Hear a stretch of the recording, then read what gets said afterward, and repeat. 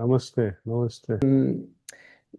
You talk about the spiritual path and levels of consciousness. And when I read this, part of me, it conveys an idea of hierarchy, which I have difficulties to come to terms with. And sometimes I observe a form, I probably wrongly, but I see as a form of enlightenment in people who maybe don't know anything about meditation, or even children, but also adults, sometimes the elderly.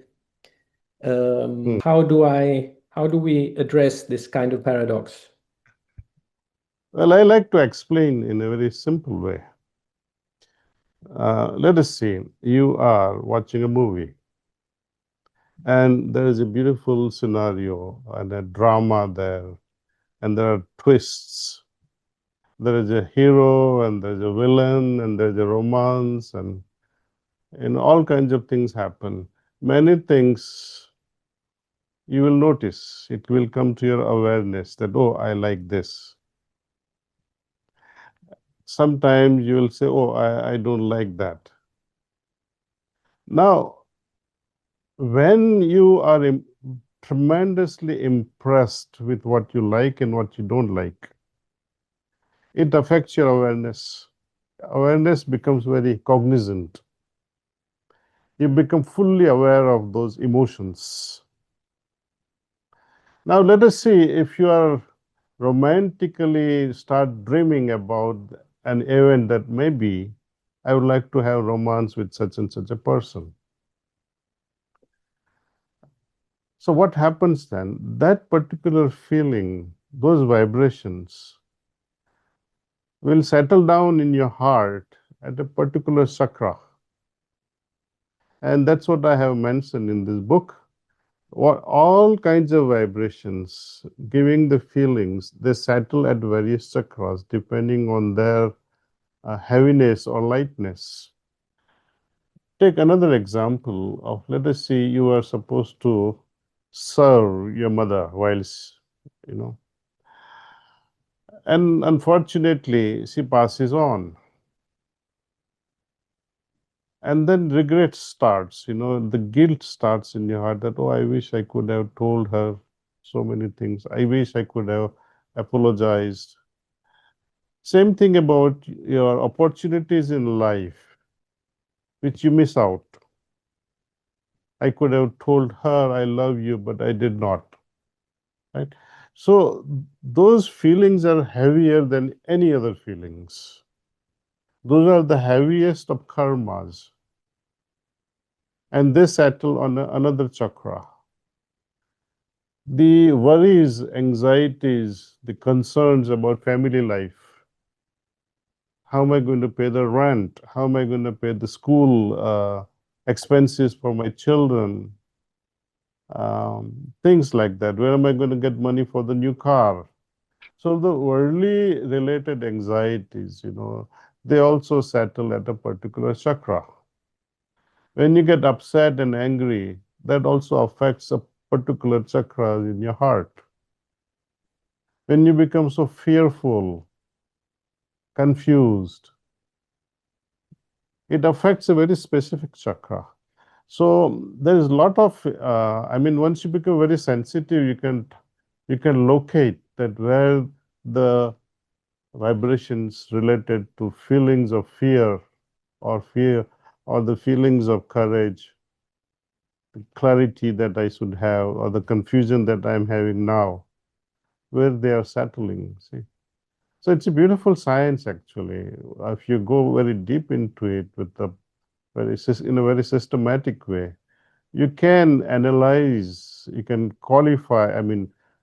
classify various chakras associated with various feelings, which leads to various levels of consciousness. Because consciousness to me is very, very simple to understand. It means my ability to perceive things, to what extent I can perceive and have the appropriate response.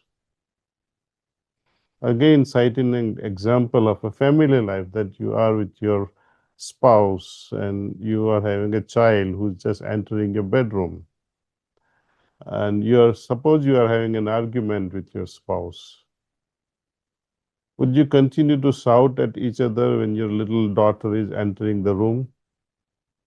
You become aware. Your consciousness has picked it up that my daughter is coming in. Now, this consciousness has to become very responsible. Should I continue at that, or should I immediately withdraw myself from arguments, change my emotions, change my facial expressions, and don't let that little daughter not be affected by this argument? So the appropriate response to the perception of the things we undergo. So consciousness, to me, it's not enough that you feel, but you should be able to appropriately give the measured response. See, often, Nick, many times what happens, you come to know this is right. Meditation tells you, meditation helps you understand that this is wrong, this is right. And despite of knowing what is right and what is wrong, we often fail to follow what is right. And also, we somehow ignore our association with the things which is not conducive for my evolution. So you need more and more clarity and more courage to follow what is right. See? And all this develops through trial and error. So you're not going to become perfect human being overnight. It's a slow and steady evolutionary process. And you need a certain degree of effort, and maybe human beings are not very happy with effort. Although, on the other hand, we seem to put great effort sometimes in the wrong direction. So it's not that we. So how do we create a balance between the necessity for an effort and also the necessity to sometimes to let go, to abandon oneself to certain levels of reality? I am a man who believes in action. Effort is always required until, paradoxically speaking, it becomes effortless. Isn't it? In the beginning, when we learn how to ride a bicycle or teach our children how to ride a bicycle, we teach them in the beginning and we get the training wheels, we support them. Eventually, they begin to ride on their own. And so masterfully. Take another example, driving a car. When you learn how to drive a car, you don't know where the accelerator is, where the brake is, where the clutch is. You adjust the side windows, rear windows, mirrors, And it becomes automatic. and it becomes just automatic. You don't know, it just simply happens. So meditation in the beginning can be an effort, but this system, it's so simple. It is even, I would say, simpler than riding a bicycle.